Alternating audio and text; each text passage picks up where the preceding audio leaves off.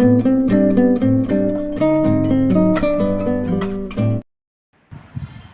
அமாவாசைக்கு இன்றைக்கி நான் ஸ்பெஷலாக ஜவ்வரிசி பாயசம் பண்ணி காமிக்க போகிறேன். வாங்க எப்படி செய்யலாம்னு பார்க்கலாம்.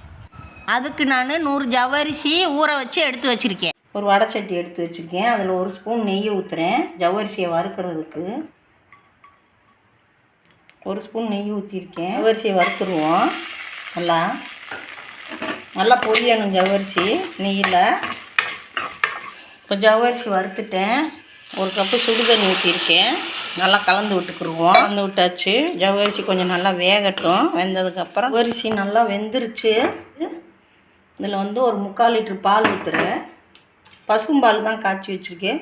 3/4 லிட்டர் ஊற்றிருக்கேன் 100 ஜவ்வரிசிக்கு.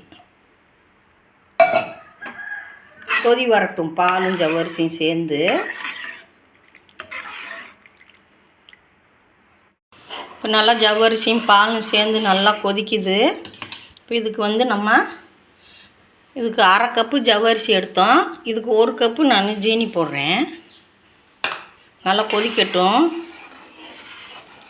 செக் பண்ணிவிட்டு போட்டுக்கரலாம். இப்போ நல்லா கொதிச்சிக்கிட்டு இருக்கு. சீனி போட்டுட்டு பாயசம் ஜவ்வரிசி பாயசம். இப்போ இதில் நான் வந்து 1 கரண்டி மில்க் மேட் சேர்க்குறேன். ரேட்டும் கொதிச்சு ரொம்ப டேஸ்ட்டாக இருக்கும் மில்க் மேட் போட்டு பாயசம் பண்ணால். நல்லா கரைஞ்சி வரட்டும். இப்போ பாயசம் ரெடி ஆயிடுச்சு.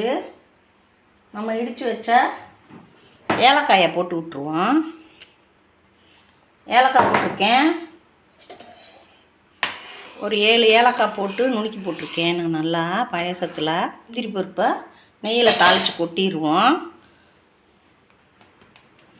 இப்போ நான் 2 ஸ்பூன் நெய் ஊற்ற போகிறேன். வீட்டில் உருக்கின நெய் தான், பசும்பால் நெய். நான் கிறிஸ்மஸ் பழம் பாயசத்துக்கு போட மாட்டேன், புளிப்பு ஏறிடும் மிச்சம் இருந்துச்சுன்னா. அதனால் நான் வெறும் முந்திரி பருப்பு மட்டும்தான் நான் போடுறேன். 1 கிராம் முந்திரி பருப்பு போடுறேன். போட்டு நல்லா வறுத்து சிவப்பாக வறுத்து கொட்டி விட்டுருவோம். இப்போ பாயசம் ரெடி. கொஞ்சம் ஃபஸ்ட்டு தண்ணியாக தான் இருக்கும். ஆறினோன்னா சரியாக வந்துடும் நமக்கு. வெறும் ஜவ்வரிசி மட்டும்தான் போட்டு நான் வச்சுருக்கேன். பாயசம் ரெடி. இப்போ ஷீலு கிச்சன் வந்து வெறும் ஜவ்வரிசி பாயசம் பண்ணி காமிச்சிருக்கேன். பசும்பாலில் தான் பண்ணியிருக்கேன். ஏகദേശம் 3/4 லிட்டர் பால் ஊற்றி நான் இதை பண்ணியிருக்கேன். 100 ஜவ்வரிசி தான் எடுத்திருக்கேன் நான். நீங்களும் இதேமாரி செஞ்சு பாருங்கள். லைக் பண்ணுங்கள், ஷேர் பண்ணுங்கள், சப்போர்ட் பண்ணுங்கள். வணக்கம்.